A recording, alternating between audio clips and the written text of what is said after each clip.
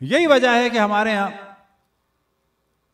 وہ عدل و انصاف نظر آتا ہے کہ جو واقعاً اشرف الانبیاء کے ذریعے سے ہے، وہ خشونت، وہ ظلم اور قتل عام نظر نہیں آتا۔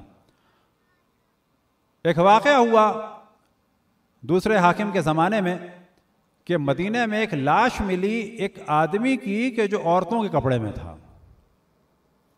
اب یہ جو قضاوت ہے ظاہر ہے کہ اس کا تعلق ہے مولا امیر المؤمنین کے اس علم سے کہ جو انہیں اشرف الانبیاء سے ملا، اور انہوں نے فرمایا تھا، اس میں درمیان میں آئے گا کہ اب ایک لاش ملی ہے ایک مرد کی کہ جو عورت کے لباس میں ہے۔ اب جب یہ لاش ملی مسجد کے پاس ملی، بعض جگہ بیان ہوا مسجد میں ملی،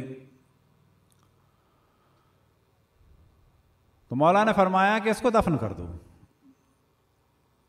اور پھر کچھ لوگوں سے فرمایا ابھی اس کا فیصلہ ہوگا 9 مہینے بعد۔ 9 مہینے بعد اسی محراب کے پاس آ کے دیکھنا کیونکہ بچہ ملتا ہے کہ نہیں ملتا۔ اب 1-2 لوگوں سے کہا بس چھوڑ دو اس کو، اس کا فیصلہ ہوگا 9 مہینے بعد۔ اتفاق سے 9 مہینے کے بعد، نہ کہ اتفاق سے، مولا کو علم تھا۔ 9 مہینے بعد ایک بچہ ملا مسجد میں ہی، بالکل چھوٹا سا بچہ۔ مولا امیر المومنین نے کہا کہ اس بچے کو ایک دایا کے حوالے کر دیا جائے کہ جس کا خرچہ پھر بیت المال سے دیا جائے گا۔ ہمارا معاشرہ کیسا ڈیولپ ہوا ہے کہ جو بچہ ملے اس کو کیا کہتے ہیں آپ اور ہم لوگ؟ میں نہیں کہتا البتہ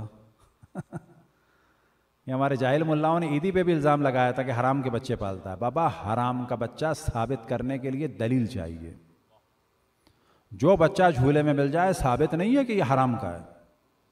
دیکھیں فرق ہے، امکان نہیں ہے کسی نے مجبوری میں چھوڑ دیا ہو، امکان نہیں ہے کسی نے اغوا کر کے چھوڑ دیا ہو، امکان نہیں ہے کسی نے دشمنی میں کسی کا بچہ اسپتال سے اٹھا کے یہاں ڈال دیا ہو۔ کہاں سے ثابت ہوا کہ حرام کا ہے؟ کسی بھی معاشرے میں اصل یہ ہے کہ بچہ حلال ہے، حرام کا ثابت ہونے کے لیے دلیل چاہیے۔ یہ فقہ اہل بیت ہے۔ لہٰذا اگر کوئی کسی بچے کو اڈاپٹ کرتا ہے اور آپ ہم کو پتہ چلتا ہے تو یہ زبردستی کے دیندار نہ بنے، اس بچے کی توہین کریں کہ اس کے باپ کا نہیں پتا، ماں کا نہیں پتا، بس حرام کا ہے۔ نہ اس شخص کی زندگی کو تنگ کریں اور نہ اس بچے کے لیے پرابلم کریٹ کریں، بلکہ جتنا ہو سکتا ہے اس سے محبت کریں۔ کیوں کہ ماں باپ کا پتہ ہونا نہ پتہ ہونا ثابت نہیں کرتا کہ وہ ناجائز ہے۔ یہ فرق ہے فقہ اہل بیت میں اور دوسروں میں۔ مولا امیر المومنین نے کہا کہ یہ دایا کے سپرد کیا جائے، بیت المال سے اس کا خرچہ دیا جائے گا، اور دایا سے کہا کہ اب عید جب آئے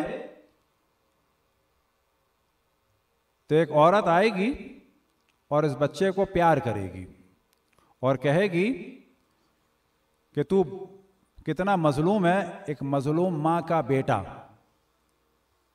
اور ایک خبیث شخص کا بیٹا۔ وہ پیار کرے گی اور جب وہ پیار کرے تو اس کو پکڑ لینا اور میرے پاس لے آنا۔ اب یہاں کوئی کہے کہ ممکن ہے کہ مولا امیر المومنین خود ہی سارے کام کر لیتے نا۔ اب اس کے بعد عید آئی اور یہ بچہ جو ہے وہ اس خاتون کی گود میں تھا، اور ایک خاتون آئی، دایا کی گود میں تھا، ایک خاتون آئی اور اس نے کہا اسے پیار کر کے کہ اے مظلوم ماں کے مظلوم بیٹے اور ایک خبیث شخص کے بیٹے۔ اس نے پیار کیا، اس خاتون نے دامن پکڑ لیا، اس نے چھڑانا چاہا کہ نہیں، مجھے بتایا تھا علی ابن ابی طالب نے، تو میں لے کے جاؤں گی۔ تو خاتون نے کہا کہ میں تمہیں اتنا مال دوں گی، 10 یمنی چادریں دوں گی، 10 یمنی حلے دوں گی، یعنی خاص کپڑے یمن کے۔ یمن کی چادر، یمن کے حلے یعنی خاص کپڑے وہ مشہور تھے، اور 300 درہم دوں گی، اور اگلی عید میں پھر آؤں گی ملنے اور پھر تمہیں اتنا ہی دوں گی۔ اس عورت نے جانے دیا۔ مولا امیر المومنین نے سوال کیا کہ کیا ہوا، کوئی عورت آئی تھی؟ کہا کہ نہیں۔ تو مولا امیر المومنین ناراض ہوئے کہ امکان نہیں ہے کہ نہ آئی ہو، کیونکہ میرے حبیب نے مجھے خبر دی تھی۔ یہ وہ علم ہے کہ جو اشرف الانبیاء کا خاص دیا ہوا ہے۔ علمنی رسول اللہ الف باب، کہ اللہ سبحانہ و تعالیٰ کے حبیب نے مجھے 1000 علم کے دروازے دیے، جس میں سے میں نے ہر ایک سے 1000 دروازے کھولے۔ اور پھر امام نے فرمایا کہ اب تم پکڑ لینا اسے، تم جھوٹ بول رہی ہو۔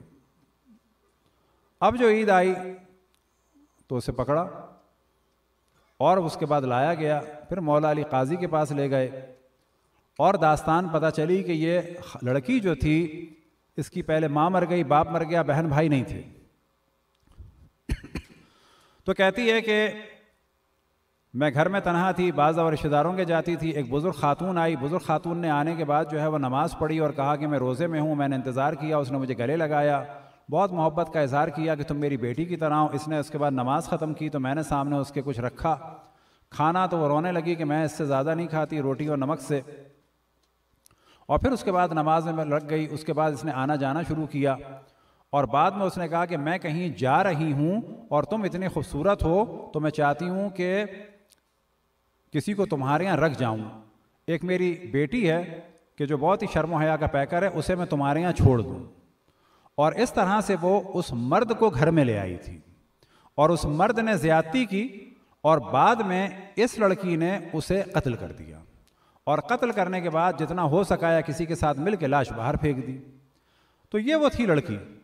اب جب یہ قتل کا مقدمہ دوبارہ لے جایا گیا اور مولا علی نے کھولا، اور مولا علی نے بتایا کہ یہ معاملہ ہے، اس آدمی نے ظلم کیا، اس خاتون نے اپنا دفاع کیا، لہذا اس پر اب کوئی سزا نہیں ہوگی۔